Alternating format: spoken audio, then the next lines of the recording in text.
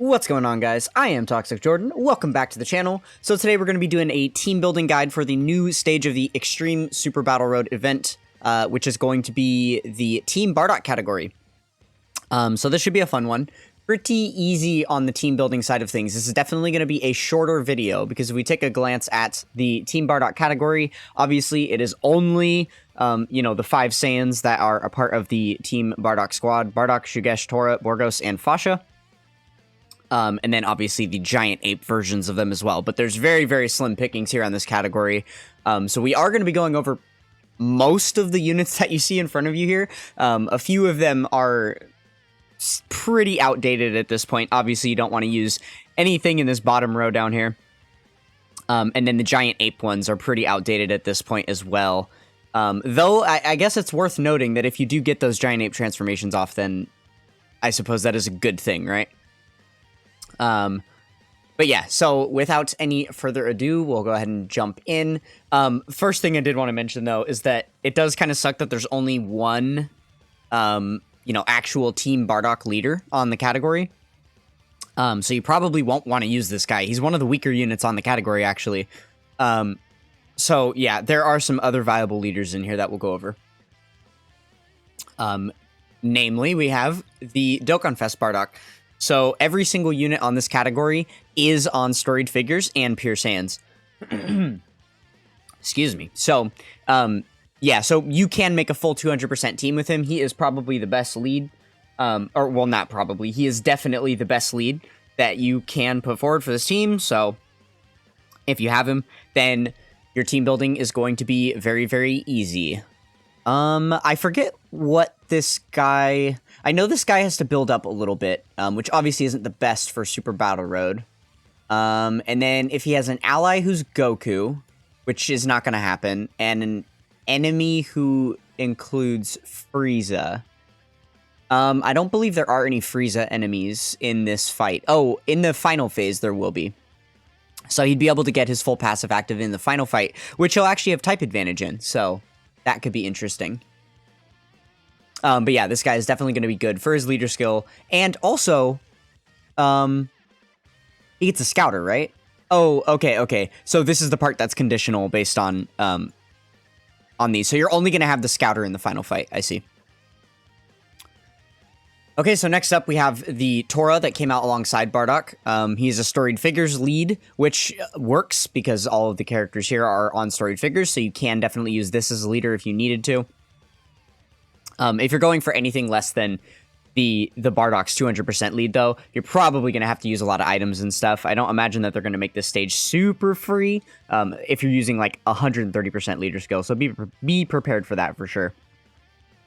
But this guy will have his full passive active because you're going to have a bunch of storied figures teams, a bunch of Team BARDOCK teams. It's all going to work out very well for you. Including being able to have a BARDOCK in the same attacking turn. That's going to be very easy.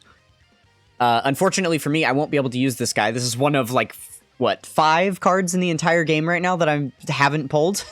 So, yeah, unfortunately for me, I'll have to skip out on Tora. But if you have him, definitely use him. Same deal with Fasha. She is also really, really good. All of these units are also on low-class warriors, so you can use her as a lead. She'll be a 130% lead for you. This is really good. She guards all attacks for 4 turns from the start of turn. Now, when you're going into a Super Battle Road stage like this, where you have 5 enemies, turn 1 at the start of the first fight, having units that have guard is really, really helpful. She's going to be one of the better tanks, because keep in mind, I mean, we will go over some of the best tanks in here, right, coming up. So there are a few units that can tank better than her, like just in slot 1. But if you don't have any of those units on rotation, she's definitely going to do better than like the Tech Dokkan Fest BARDOCK or something, right? Because that guard is certainly going to be helping her out. And then obviously 4 turns is about all you'll need in a Super Battle Road stage. Let's see what else here. So she does have to receive attacks as well, which is another interesting part of her kit. If you're throwing her in slot 1, maybe you just... I mean, with items, this would be free, right? Because if you just debuff the enemy and then have her take a bunch of hits, then she's going to be good. Yeah, and then she's also getting Oh, okay, yeah. This is going to be active as well because there'll be 3 or more low-class warriors on the team. So she's just getting additional stats whenever guard is activated.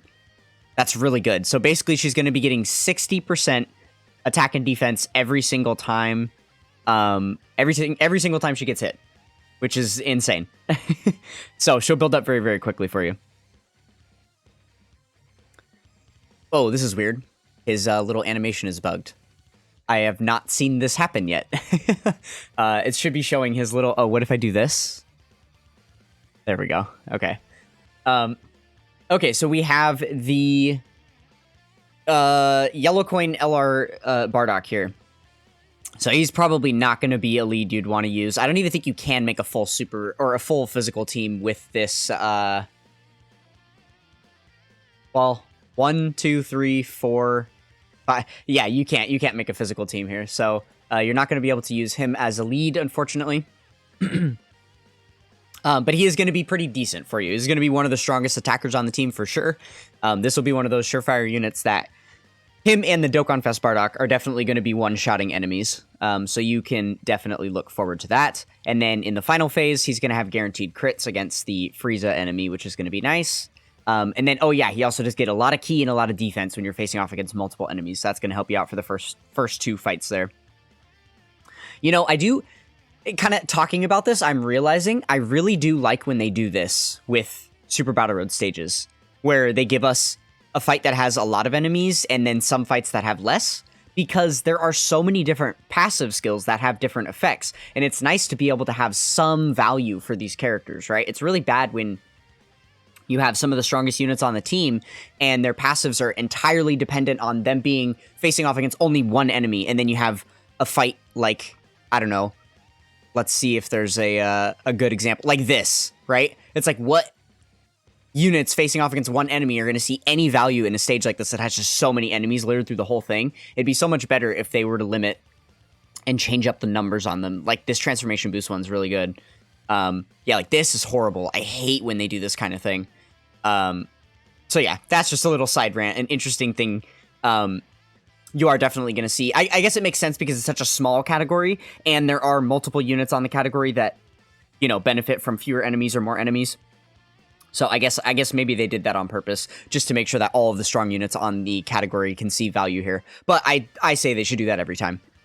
Okay, so where were we here? Okay, so this is the World Tournament BARDOCK. Oh my goodness, we are tripping out here. What is going on? I am not pressing anything. It just can't load, so it's like... Wow, that is super trippy. Okay, I don't know what to do about that, so I guess just bear with me. Or bear with it. Sorry if... I guess I need to put like an epilepsy warning or something. Oh my goodness. That is horrid. Okay, so we're gonna do this quick. That's annoying me so bad. Okay, so this guy, if you did get him easy aid during the last World Tournament, then he could be a pretty viable option for you. It is worth noting, though, that he only is a buff to AGL and STR types, which isn't the best for this category, because if we take a look at the full category here, AGL and STR is, like, very limited, right? Like, I mean, I guess you could get use out of, like, the free-to-play Borgos and the free-to-play BARDOCK, and then himself. Or, I'm sorry, he's over here. Himself. Because this Giant Ape free-to-play BARDOCK is not good, and then obviously the SR Fascia is not going to be usable either. So, yeah, there really is no good, like, units that he's going to be buffing on here. If he was buffing, like, int and tech, or, like, physical and tech or something, or even physical and int, then he would be a lot better. But... for this category, at least, right? He definitely works better on, like, a Pure Saiyan team or something, where there's a lot of, you know, options, or, like, a Goku's family team, where there's a lot of strong AGL and STR types. So, yeah, and the fact that he has to be below 70% HP to be doing a lot of damage reliably, and he has to build up a little bit, it's just, like, yeah, out the gate, I don't think you're going to get much use from this guy. I did want to mention that he himself can probably, like, not die from supers and stuff, as long as you put him slot 2 or 3 where he'll be post-super, because he has this. So he's greatly raising defense on super, which is very, very nice. So if you're able to get some additionals in him and he's getting double supers, then he'll tank decently. But that's about all that he's going to be doing for you. So just keep that in mind. Okay, I hope no other... Oh my goodness, what is going on? My internet is so bad these days. The place I'm living is in a very rural environment. I haven't been able to figure out better internet for out here. So, my apologies for some of these technical difficulties here. Okay, we are in here. So, next up, we've got the free-to-play Team BARDOCK LR.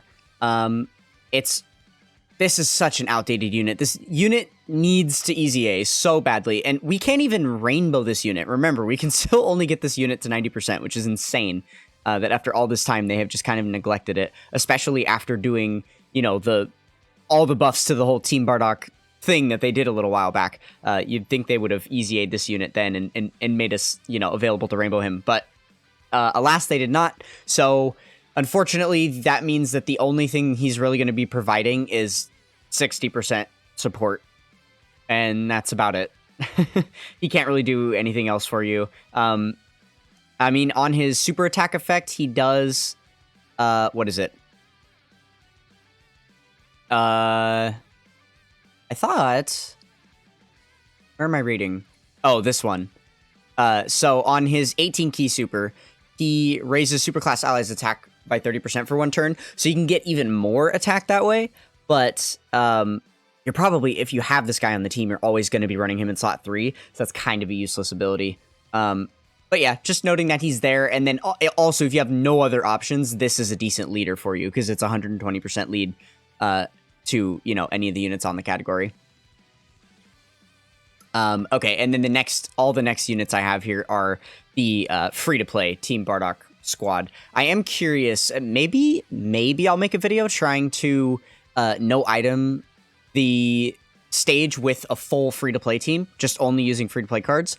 That could be an interesting idea. I wonder if we could do that with the full free-to-play setup. I would say this guy is definitely the best of the bunch. You know, even if you don't go the free-to-play route, this is probably still a staple unit to have on your team. He's a nuker, and he gets a lot of damage reduction. He's actually going to be at 50% on this team. Yeah, so that's really good. So if you get him a lot of key spheres where he's able to just stack a bunch of defense on top of the 50% damage reduction, this is probably the best unit on the team for like slot 1 to be able to tank supers and stuff. So yeah, this guy could definitely be a good addition, and he also seals super attack, which is really, really nice for Super Battle Road.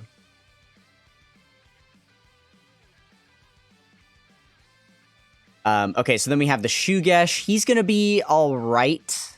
He's going to be okay. Not amazing, because he does need to infinitely stack defense. So usually he looks a lot more impressive in a long-form event, but obviously in Super Battle Road type content, he's a little bit limited there. But he does have a lot of fancy stuff in his kit that is all going to, you know, theoretically be able to activate. This is, it's the passive skills, which is why I think this event probably can be taken down with this free-to-play team, because they all work so well with each other, right? So the BARDOCK that we just looked at seals enemies. This guy stuns when an enemy is sealed. So if they attack the same enemy, right, then this guy can stun him. He also crits when an enemy is stunned. So they have all of these like conditional things, right? And then if the enemy is attacker or defense debuffs, then he'll launch an additional super attack, which is good, right? And then if we take a look at, you know, next up, the Tora here, Tora does defense debuffing, so that will activate that for you. Yeah, there's basically that's how it works throughout all of their builds, right? Because then Borgos has the high chance of stunning on here, and then I guess he just has crits with Team BARDOCK allies, and then Fosh lowers attack and defense. Which is really nice. And then she's actually probably really good for slot 1 as well, because she's got the evading. So a little bit of RNG in there, but it can work. So yeah, basically you probably could take like a lot of these guys, but I would say you want to make sure that you're pairing up the right ones. Borgos is by far the worst, I would say. He's all like pretty much all offense, other than because he has the high chance to stun, which is nice.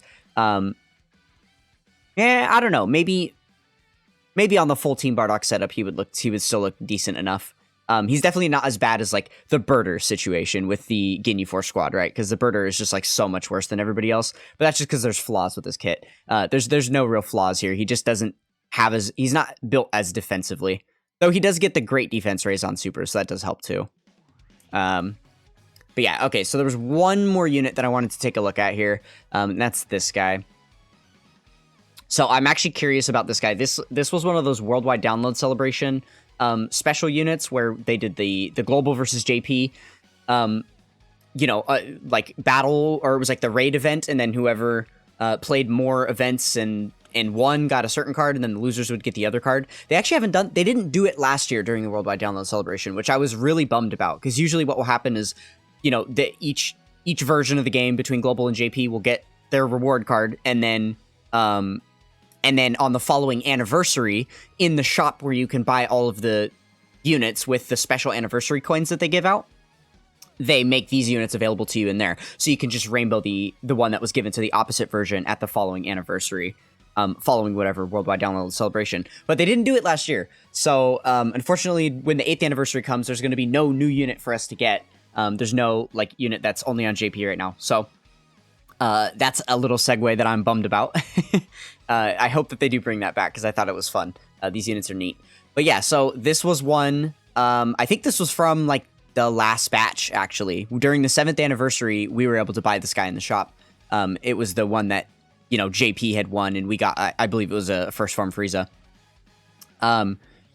So yeah, I only bring him up here because he has all of these stacking multiplicative buffs, and I've never actually really tested him out. So I'm not sure if this guy is going to have what it takes in this event, but I'm just bringing him up because it is a decent option. If you're missing a lot of these other units, or if you have him, then potentially he could be good for you. So, starting out, he just had 35% stats, which is obviously very low, but then he gets an additional 35 when attacking, an additional 35 when, first let me say, 35 when attacking should be a multiplicative buff, because it happens on super, so it's calculated after the base stat.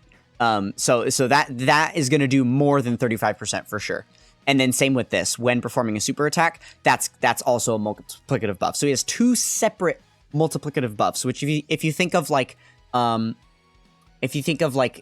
LR, Goku, and Frieza, same idea. Their kit that has all the stacking buffs, it ends up being a lot more than the numbers you're seeing right here. So that's why I kind of mentioned this.